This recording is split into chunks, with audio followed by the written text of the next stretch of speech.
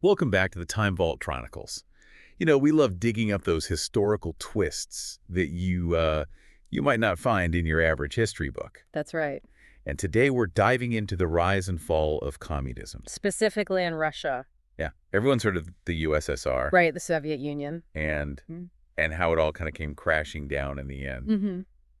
But I'm willing to bet that you haven't heard it quite like this. Oh, absolutely. It's a story with so many surprising connections, Yeah. like how the seeds of the Soviet Union Right. were actually sown decades before the revolution, the one everyone thinks about. Okay, so let's unpack this a bit because we're talking way before Yeah. Lenin and the Bolsheviks in 1917. Or way before. Where do we even begin with this? Well, we begin with a name you probably haven't heard before in your history classes. Okay. Alexander Herzen. Alexander Herzen. Yeah, back in the mid-1800s. Okay. He was this fascinating figure, a Russian exile, who became this key bridge between Western socialist ideas and what was happening back in Russia. So is this Herzen guy, is he like our patient zero then for communist thought in Russia? In a way, yeah, you could say that. All right. He was so critical of the Tsarist regime Right. and saw in socialism this potential solution to Russia's problems, their economic problems, their social problems. Yeah. And he started publishing this influential journal called The Bell, The Bell. which, even though it was printed in London, Wow. was smuggled into Russia Okay. and really sparked so much debate. Okay, so we've got these socialist ideas trickling into Russia, but hold on. Wasn't Marx writing around the same time too? Yeah. How did those theories fit into all of this? That's where it gets even more interesting. Okay. Marx and Herzen actually knew each other. No way. Yeah, corresponded, debated these ideas back and forth. Wow. But what's really crucial here is that Herzen was laying the groundwork, Yeah. creating a receptive audience for those more radical theories of Marx. Right, because Marx was calling for like a total system overthrow. Totally, yeah. But why would that have appealed to everyday Russians? I mean, what was it about Tsarist Russia that made those ideas catch fire like that? Well, Russia under the Tsar was a powder keg waiting to explode.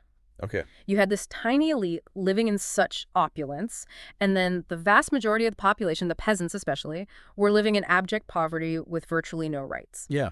So when Marx comes along and he's calling for a classless society where workers control the means of production, Right. well, that resonated deeply with those who just felt exploited and powerless. So it's almost like those conditions were fertile ground for revolution. Yeah. But it wasn't just about the economics, though, right? Yeah. There was this whole other undercurrent of political oppression, too, right? Absolutely. Tsarist Russia was an autocracy. There was no freedom of speech, no independent press.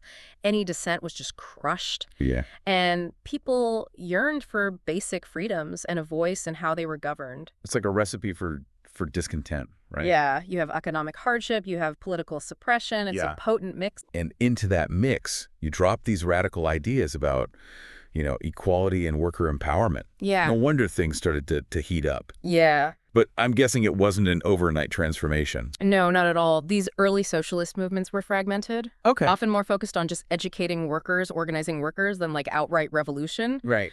But they were laying the foundation for what was to come. So if Herzen is like our patient zero, then Yeah. who comes next in this chain of events? Who really starts to fan the flames of revolution? Well, that's where another name comes in that most people haven't heard. Okay. Vera Zasulich. Vera Zasulich. Yeah. Okay, I'm already intrigued. Tell me more. She was a young revolutionary deeply committed to social justice. Okay. And in 1878, she did something incredibly daring. Huh? She shot the governor of St. Petersburg. She shot him. She shot him. Wow, that escalated quickly. What was that all about? It was a protest against the brutal treatment of political prisoners. Oh, well. And get this, she was put on trial but acquitted by a jury What? who were sympathetic to her cause. Well- This act made her an instant folk hero, Yeah, I can imagine. and it galvanized the revolutionary movement. Wow, talk about a turning point. Yeah. So we've got Herzen spreading these socialist ideas, Marxist theories finding fertile ground, and then Zasulich's act of defiance really shaking things up. What happens next in this chain reaction? Well, that's where things get even more interesting. Yep. Because all of this is happening against the backdrop of another major event, the Russo-Japanese War. The Russo-Japanese War, I vaguely remember learning about that. Yeah. But how does that tie into the story of communism in Russia? Well, this war was a disaster for Russia. Humiliating defeats, heavy casualties, and it exposed the Tsarist regime's incompetence and corruption for all to see. Oh, wow.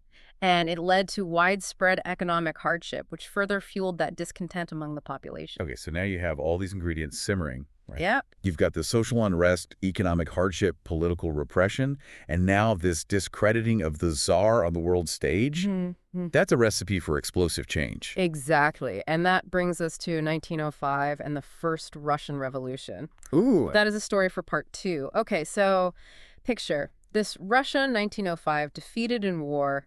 Their economy is in shambles, and the people are just fed up with Tsar Nicholas II's iron-fisted rule. Yeah, sounds like the perfect storm is brewing. Yeah. So what was the tipping point? What finally set things off?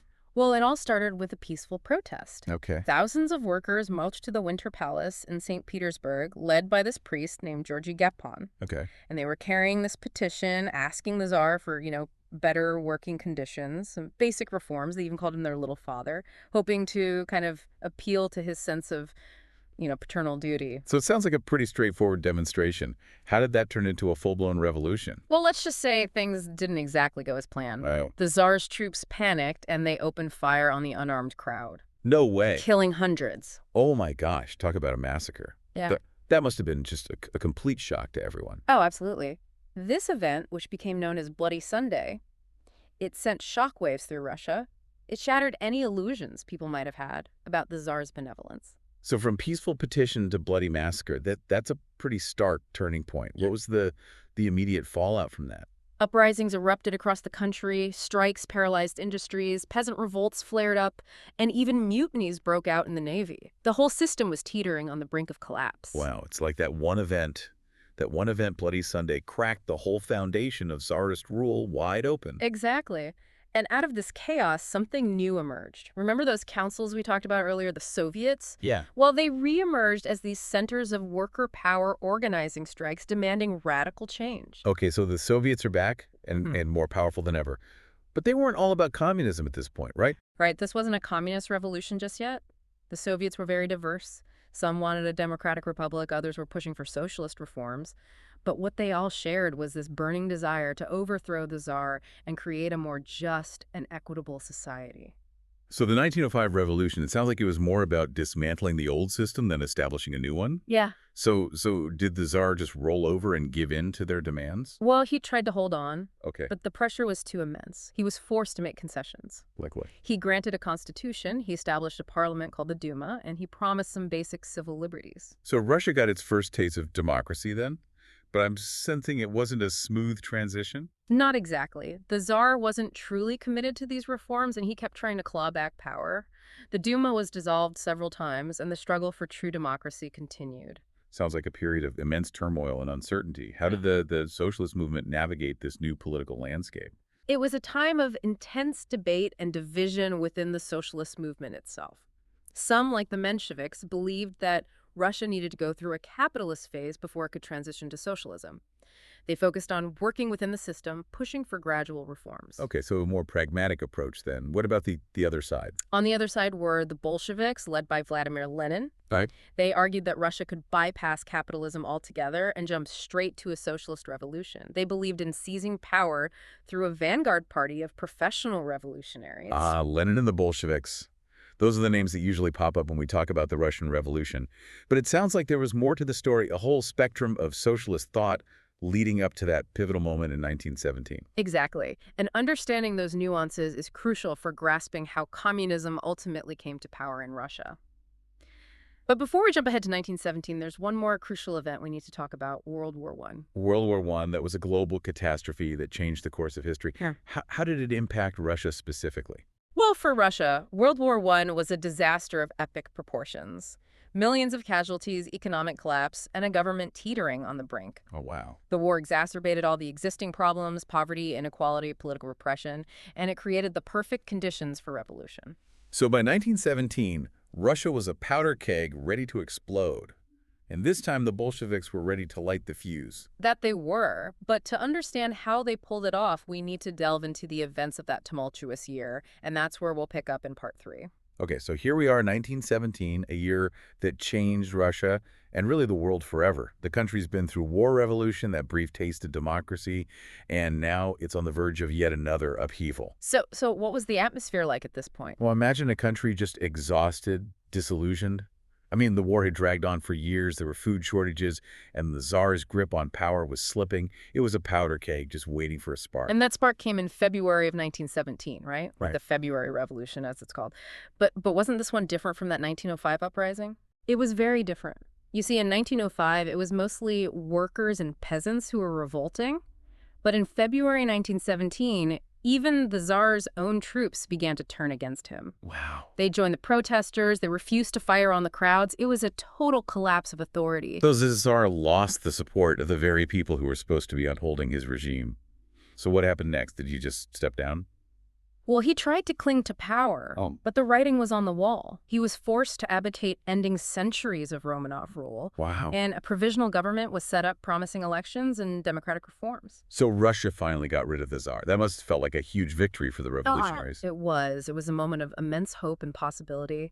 But it also created this power vacuum, a struggle for who would ultimately shape the future of Russia. And that's where Lenin and the Bolsheviks step in, right? Correct. Because they weren't exactly fans of this whole provisional government idea. Not at all. They saw it as this weak bourgeois attempt to maintain the status quo.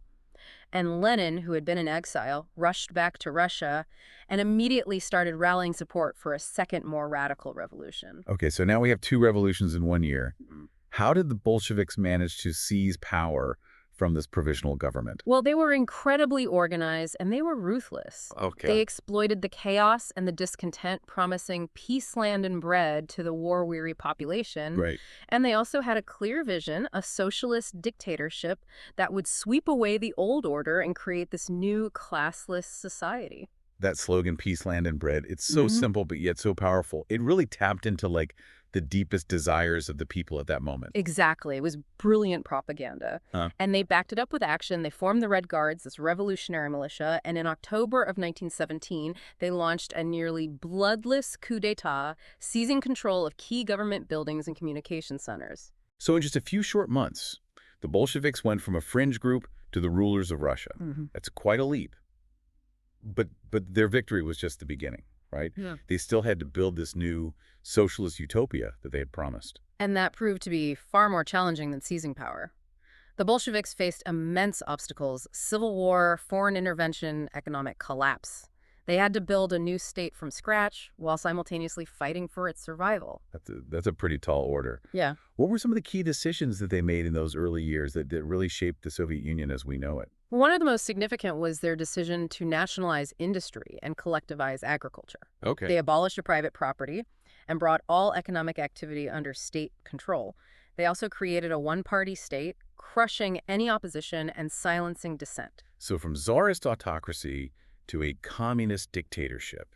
Not exactly a giant leap for freedom and democracy. Yeah, it was a brutal and oppressive regime, but they were driven by this utopian vision, of creating a classless society, an egalitarian paradise. And in their pursuit of that vision, they were willing to use any means necessary.